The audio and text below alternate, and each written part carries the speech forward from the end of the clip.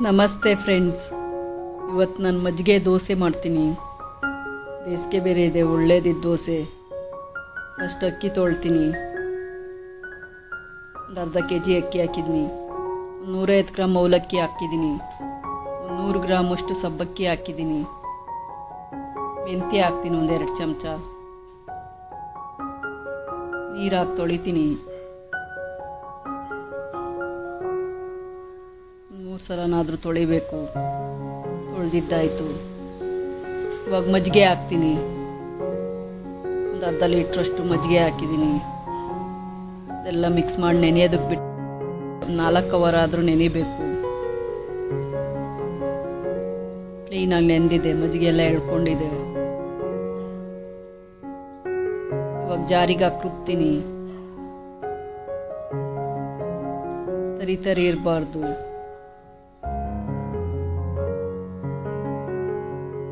ರುಬ್ಬಿದ್ದಾಯಿತು. ಒಂದು ತಪ್ಪಲಿಗೆ ಹಾಕ್ತೀನಿ.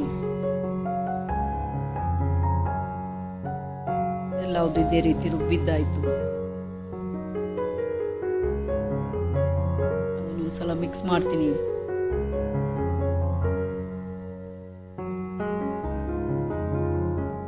Mix ಮಾಡಿದ್ದಾಯಿತು. Plate ಮುಚ್ತೀನಿ. ರಾತ್ರಿ ಎಲ್ಲ ನೆನಿಬೇಕು. ದೋಸೆ ಹಿಟ್ಟು ಉಬ್ಬಿದೆ. ಇವಾಗ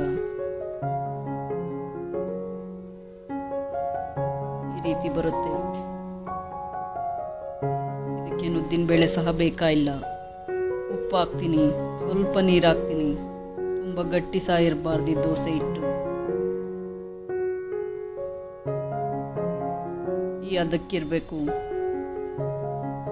ಸ್ಟವ್ ಮೇಲೆ ತವ ಬಿಸಿ ಇದೆ, ಹಾಕ್ತೀನಿ ಇವಾಗ ದೋಸೆ. ತುಂಬ ಸಾಫ್ಟಾಗಿರುತ್ತೆ ದೋಸೆ ಇದು. ಸ್ವಲ್ಪ ಎಣ್ಣೆ ಹಾಕ್ತೀನಿ. ಬೆಣ್ಣೆ ಸಹ ಹಾಕ್ಕೋಬೋದು. ಒಂದು ಸೈಡ್ ಬೆಂದಿದೆ, ಇವಾಗ ಇನ್ನೊಂದು ಸೈಡ್ ತಿರುವು ಹಾಕ್ತೀನಿ.